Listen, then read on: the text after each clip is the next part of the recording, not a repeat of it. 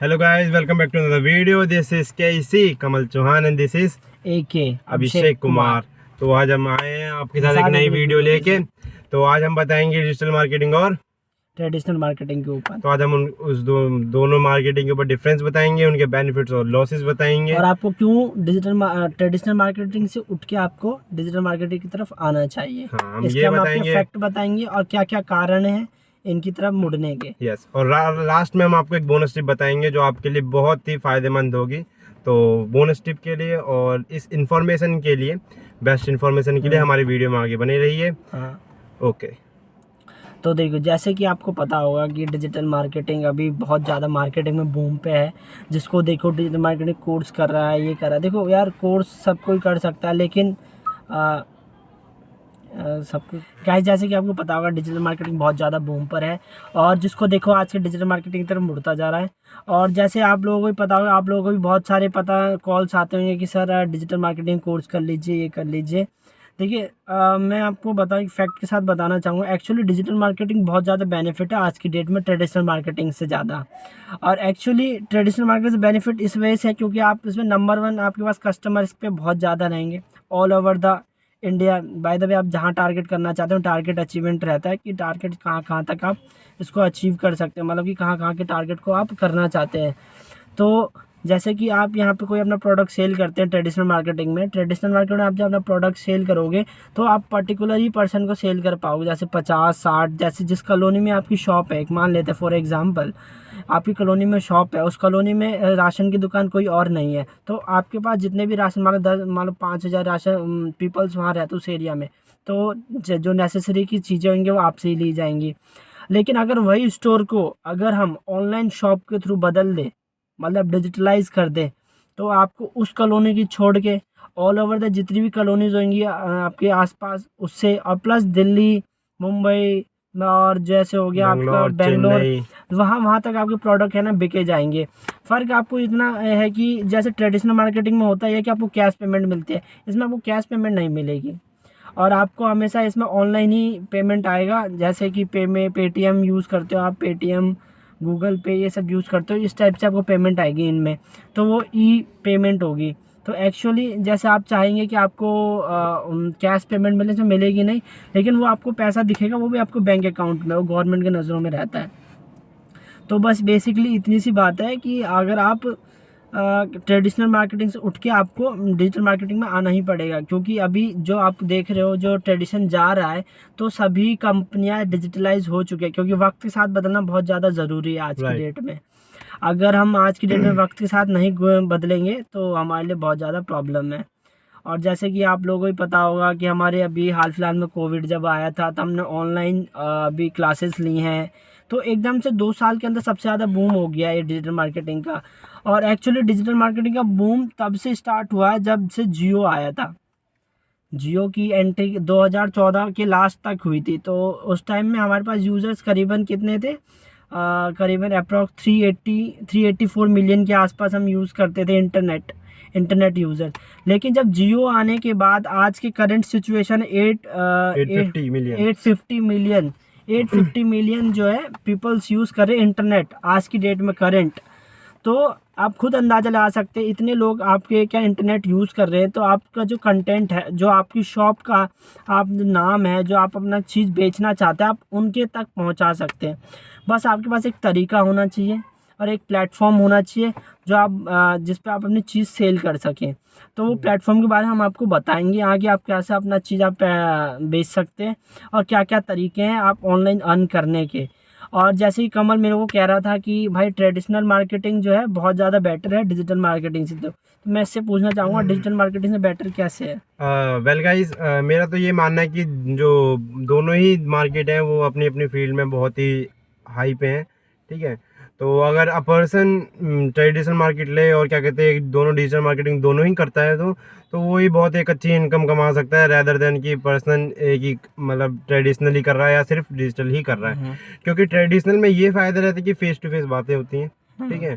Traditional में customer को customer satisfaction दिया जाता है, बजाय कि डिजिटली सेटिस्फेक्शन दिया जाता है। बट जब प्रोडक्ट हमारी आंखों के सामने ही नहीं है तो हम उसको कैसे पहचाने।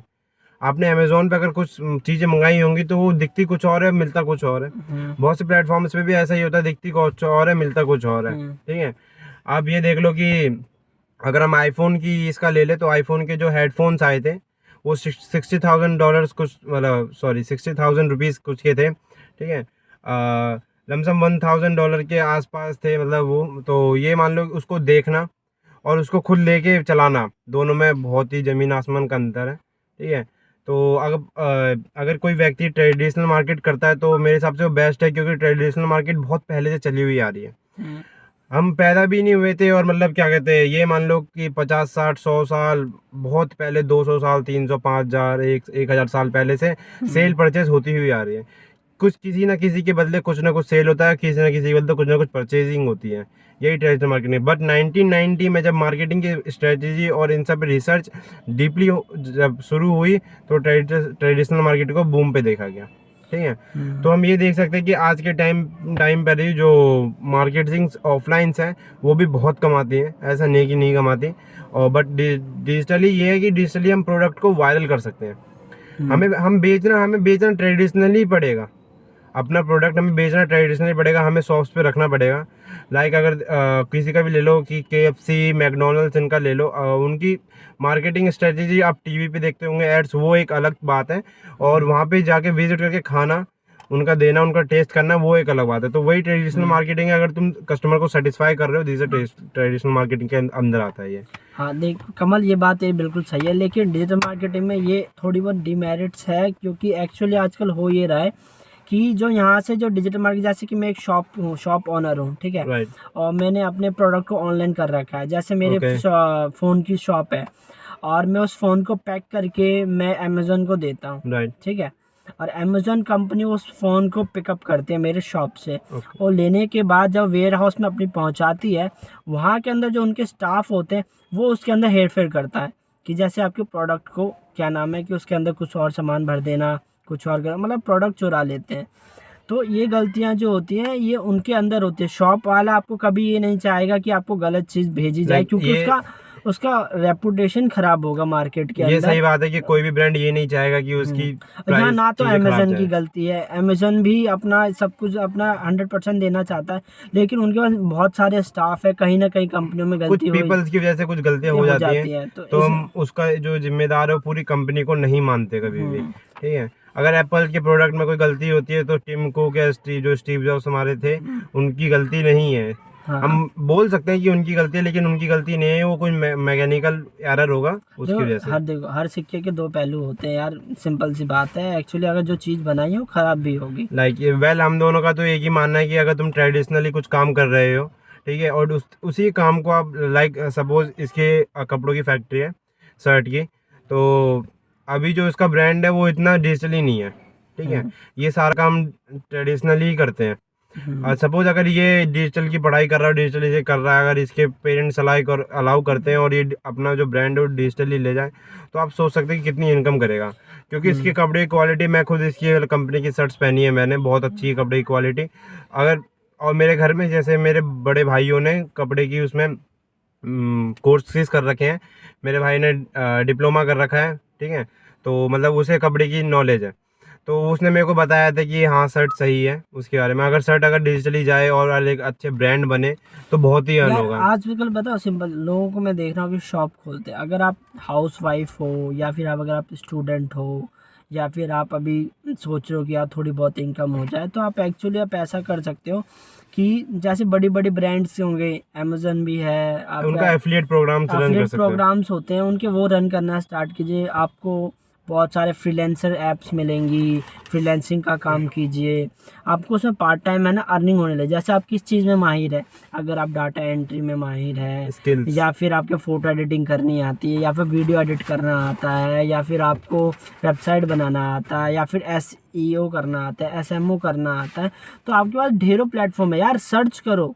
आपको हर चीज़ सर्च करने पे मिल ही जाएगा। लेकिन आजकल क्या हो गया है कि लोग कुछ बैठे बैठे उन्हें हर चीज़ चाहिए। यार देखो, बैठने से तो कुछ होगा नहीं, हमें एक्चुअली भागना पड़ेगा, हमें देखनी पड़े। कोई चीज़ आपको थाली में परोस के नहीं देगा यार, आप राइट, इस चीज़ को मानो। सही बात है। हमारी देखो, हम आपको ये मोटिवेट इस वजह से कर रहे हैं कि यार आप हमारी तो देखो, अगर आप कुछ कर भी नहीं रहे हो ना, अगर आप मान लो कि जैसे हम व्लॉगिंग कर रहे हैं, हमने व्लॉगिंग का भी चैनल है हमारा, ठीक है, यही व्लॉगिंग का चैनल है, तो इसमें थोड़ा मोटिवेट भी कर रहे हैं हम आपको, और थोड़ा ब्लॉगिंग फन के साथ भी फन के साथ भी है। तो एक्चुअली आप देखो, अगर नहीं कुछ तो आप अपना यूट्यूब स्टार्ट कर लो। यूट्यूब स्टार्ट करने पे भी आपको बहुत सारी अर्निंग आने लग जाएंगी। आपको पेशेंस रखना पड़ेगा, 6-7 साल, 6-7 साल नहीं, 6-7 महीने महीने में। महीने में आपका अगर चैनल मोनेटाइज हो जाता है तो 25 से 30 हज़ार रुपये आपको इससे ही आने लग जाएंगे। शुरुआती में आपके कम होंगे थोड़े, लेकिन आप रेगुलर काम करते रहोगे तो आपको बहुत अच्छी खासी अर्निंग मिलने लग जाएगी। अगर यूट्यूब एक बहुत बढ़िया प्लेटफॉर्म है डिजिटल मार्केटिंग के थ्रू, क्योंकि अगर ये आपका यूट्यूब चैनल चल गया तो आप इसके थ्रू बहुत सारी चीज़ें बेच सकते हो। जैसे कि आपने देखा होगा कि किसी की यूट्यूब के चैनल पे गए होगे तो उनके नीचे लिंक लगा हुआ रहता है प्रोडक्ट्स की कि लिंक्स होती प्रोडक्ट्स के हैं। लिंक्स रहते हैं जिसके वो रिव्यू करते हैं, तो वो अफिलिएट का वहाँ से लिंक उठा के वहाँ पे उसको अपलोड कर देते हैं। आप अपलोड जब वहाँ पे आप उनके लिंक पे जाके आप कोई चीज़ परचेज करते हैं तो उनको उस चीज़ पे कमीशन मिलता है। उस कमीशन की पूरी लिस्ट तैयार रहती है, किस पे कितना % रहता है। Yes right. ठीक है ब्रो, तो इस वजह से मैं आपको एक चीज़ प्रेफर करूँगा, कुछ ना कुछ स्टार्ट कीजिए। अगर पहला स्टेप आपने अगर ले लिया है, ठीक है, तो पीछे मुड़ के मत जाओ, स्टेप लेते चले जाओ। वेल अगर हम देखें, अगर यूट्यूब को डिजिटल मार्केटिंग के दौर पे देखें तो यूट्यूब का जो थोड़ा होता है वो करीब 35% एडसेंस है, 33% उसका जो है प्रमोशन से है, ठीक है, जो ब्रांड प्रमोशन होता है, फिर 3% खुद की सेल्स हो गई, फिर प्रोडक्ट्स लिंक्स हो गए, वो इस तरह से सेल्स होती है, मतलब इस तरह से यूट्यूब से इनकम होती है। मोस्टली जो लोगों को पता है वो सिर्फ पता है एडसेंस के थ्रू इनकम होती है, जो एड्स आते हैं उनके। बट अगर कोई ब्रांड प्रमोट कर रहा है, कोई प्रोडक्ट प्रमोट कर रहा है तो उसके थ्रू भी इनकम आएगी। अगर आप किसी का खुद का प्रोडक्ट है, अपना खुद का प्रोडक्ट प्रमोट कर रहे हो तो उसके थ्रू भी इनकम आएगी। जैसे गाइस आप देखो, मान लो आपको किसी चीज़ का वेबसाइट, अगर आपको ब्लॉगिंग करना पसंद है तो आप किसी चीज़ के ऊपर लिखिए और उसको अपलोड कीजिए, क्योंकि गूगल के फ्री, आप जानते हो blogging.com करके होगा, बहुत ज़्यादा फ्री है, आप उस पर ब्लॉगिंग कर सकते हैं। और उसका आपका अगर कंटेंट अगर न्यू होगा, फ्रेश कंटेंट होगा, तो गूगल अपने आप ही उसको रैंक करवा देगा ऊपर। तो उसके बाद जब आपके उस पर क्लिक्स आने लग, ट्रैफिक आने लग जाएंगे, तो आप उस पर एडसेंस अपना चलवा सकते हो। एडसेंस अगर आपने उसके ऊपर चलवा दिया तो आपके पर क्लिक के आपको पैसे मिलेंगे। अब मुझे एक्चुअली ये नहीं पता कि पर क्लिक के कितने पैसे मिले, लेकिन पैसे मिलते हैं। वो उनका रेट्स होता है, डिफरेंट रेट्स पे। उनको हम PPC कहते हैं, पर पे क्लिक, ठीक है, इसका फुल फॉर्म ये है। तो एक्चुअली जब आप इस चीज़ को अगर आप करोगे, ब्लॉगिंग करोगे, तो यार ये सब करना बहुत ज़्यादा आपके लिए फ़ायदा रहेगा। क्योंकि आजकल देखो, आप PUBG खेलते ही रहोगे, हमें पता है आप PUBG तो खेलते ही हो, ठीक है। PUBG खेलते होगे, रील्स तो 100% देखते होगे, वो मैं भी देखता हूँ, ये एक्चुअली कोई ऐसी बात नहीं है, रील्स देखता हूँ, मैं भी देखता हूँ। तो वही बात है यार, थोड़ा टाइम निकाल के, थोड़ा हट के आप इन चीज़ों पे काम पे ध्यान दो। अगर आप ट्यूशन ही पढ़ाना चाहते हो, अपने एज एग्जांपल कह रहा हूँ, आप ऑनलाइन ट्यूशन पढ़ा दो। ट्यूशन पढ़ा, यूट्यूब एक चैनल स्टार्ट करो, एक छोटा सा बोर्ड लिया, थोड़ा इन्वेस्टमेंट लगेगा लेकिन हो जाएगा। आप कैमरा लेने की कोई ज़रूरत नहीं है, आपको फोन से ही कर सकते हैं। आप फ़ोन से ही कर सकते हो। वेल हम यंगस्टर जितने भी हमारे एज के, हम उनको बूस्ट करना चाहते हैं अपने थ्रू, हमारी बात सुन को मोटिवेट हो, हमारा मोटिव ये है।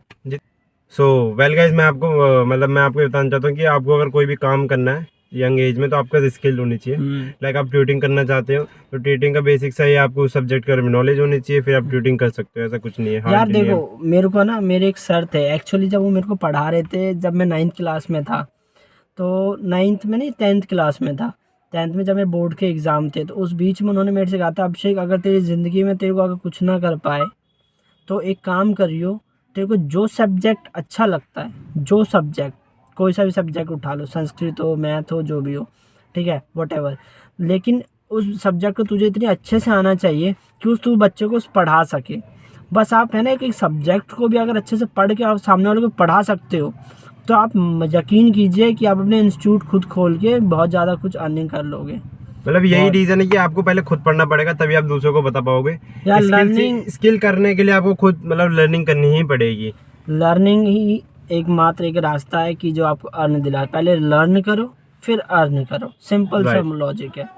तो फिर हम आपको ट्रेडिशनल और डिजिटल मार्केटिंग के बता रहे थे। अ पर्सन कि कोई भी व्यक्ति या कोई भी इंसान, कोई भी मेल हो, कोई भी फीमेल हो, जो बिजनेस माइंडेड हो, उसे बिजनेस करना है तो यही है। अगर आप उसका ट्रेडिशनल बिजनेस है पहले से तो डिजिटली ले जाए। डिजिटली में क्या होता है कि बंदा डायरेक्ट डिजिटली तभी जाता है कि अगर वो किसी और का प्रोडक्ट प्रमोट कर रहा हो। डिजिटली में यही होता है, ठीक है। अगर आपको खुद का प्रोडक्ट प्रमोट करना है तो आपको उस बिजनेस को पहले ट्रेडिशनल में लाना पड़ेगा, ठीक है। उस बिजनेस को अपने लोकल में सेल्स करना पड़ेगा, ठीक है।